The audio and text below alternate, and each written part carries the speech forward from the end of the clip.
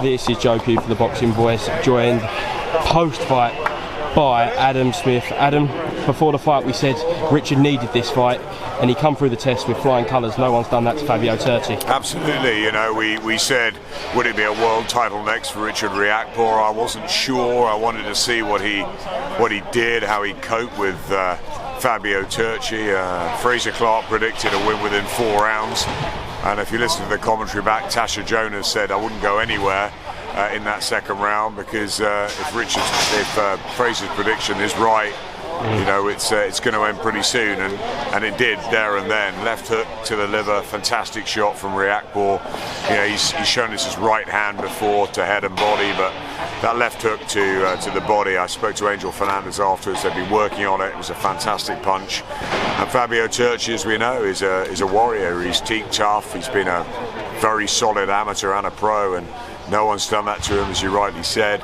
It may be that we fast-track Richard to a world title next. Maybe Makabu's the one. He's had a couple of southpaws in Deon Juma and Fabio Turchi. And you've got to worry, if you're facing Richard Riakporhe, about the power that's coming back at you, because he hits extremely hard, and he's just gaining in confidence. And people keep saying, you know, is he good enough? Has he got the technique to become a world champion? Well, if he punches like that, I tell you what, he's put everyone on standby, hasn't he? It was a great statement, 15-0, and I said in commentary, I wonder if Sweet 16 will be the world title win.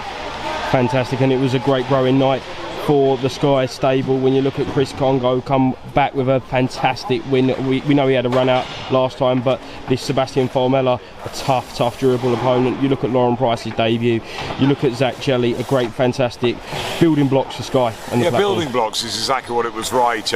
I didn't think the Congo Formella fight was a classic. It was difficult at times, the styles meshed, but Chris did what he needed to do to get through it against a very tough and hard and granite-chinned opponent. And congratulations to Formella for again going the distance, but I thought Congo won fairly comfortably. Zach Jelly just, you know, he had a rough start, but as soon as he took Jermaine Brown out of his rhythm, you know, he was unorthodox. He threw the better punches. He grew in confidence, and you know, at the end, he was even trying to force a stoppage. I thought it was a big night for Zach Jelly at 24. People weren't quite sure where we were going with him. Well, I think the future's very bright. As for Lauren Price, I mean, I've been so excited about the start of the journey, and it is only the start, only the beginning.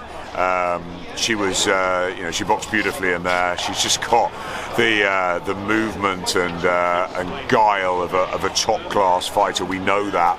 You know, it just seemed an effortless sort of move into the pro ranks, and I'm sure there'll be, you know, more destructive performances going forward, maybe more eye-catching ones, but I thought 6 rounds under her belt, a bit like Caroline's professional debut, easy, nice transition, you know, ticks the rounds off, hears the bell a few times, gets Rob in the corner, and feels what it's like to start her pro career. You know, tough girl she was in with, but I thought her class was there for all to see. Her speed was electric, and her movement, her ring movement and IQ is fantastic. Lauren's going to be a superstar.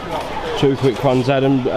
Announcements today. Joseph Parker signs a multi-fight deal, and Ricky Hatton versus Barrera. The exhibition will be on Sky after Michael Hunter versus Hughie Fury. Yeah, let's talk July the 2nd first. So we've got Hughie Fury and Michael Hunter in a cracking heavyweight match. Ben Whittaker's much anticipated professional debut. That comes the week after Karas's debut on June the 25th in Coventry. Caroline will be back, we think, on July the 2nd. Best of wishes to Daniel if this goes out before his fight, which I think is imminent in the States. I know Caroline's over with the whole team. Yeah, July 2nd we've got the big show, and then we've got another event, a separate event, which is, you know, the exhibition between Ricky Hatton and Marco Antonio Barrera. A chance for all of us to don our caps to 2 legends of the sport.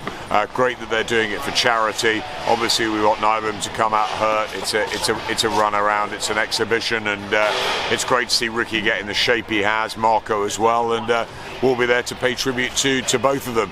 Joseph Parker, I think, is a fantastic signing. Eddie was saying the other day, most people are saying, where are our headliners? We've signed a lot of the Olympians. Where are, you know, our big solid fighters? And Joe Parker certainly is one of those. you know, the victory over Derek Chisora last time out. He's knitting into life under Andy Lee. I think he can come again. He's always in good fights. He'll fight anybody, whether it's a Dillian White, a Joe Joyce. He'll fight for the world titles. He doesn't mind.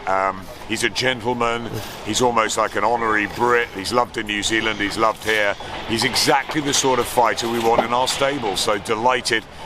Spent a lot of time with Joe in recent days, and David Higgins and Ben Shalom, obviously, and the four of us, we couldn't be happier. Joe Parker is going to be given the Sky treatment, and I think he's always been seen as the B side, and now we're going to get right behind him, and you know, we believe that Joe's going to give us some fantastic nights going forward.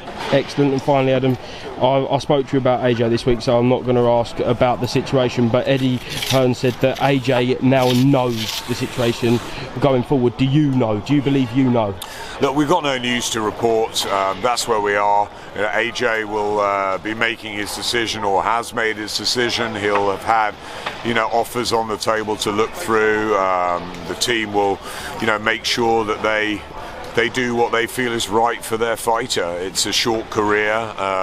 Fighters have to be selfish. They have to think of themselves. And as I said already, there's a huge amount of money flying around. We'd love him to stay on Sky. We've had a wonderful relationship with him for, you know, a decade. We've had some of the biggest nights in Sky boxing history. Obviously, his biggest nights as well, over at the stadium against Klitschko, Povetkin, down in Cardiff against Parker. You know, all sorts of great nights out in Saudi for Andy Ruiz, even the loss to Ruiz, the loss to Usyk. We've been there with Anthony all the way. We have a special relationship, and whatever he decides, whether he stays or he goes, he'll have our backing and our support forevermore. He's part of our fabric, part of our furniture. He's a dear friend, and you know, his team at 258 we work very closely with the likes of Shannon Ryan and Fraser Clark and Ben Whittaker, and you know, who knows what the future holds and where we're going to be. But August the 20th, he should just be focusing on trying to exact revenge on Alexander Usyk, which is going to be very difficult. But wherever he decides to go, wherever his broadcast partners are next, we'll be supporting him every step of the way. Adam, thanks very much for your time this week. See you in Coventry. No problem. Cheers, then.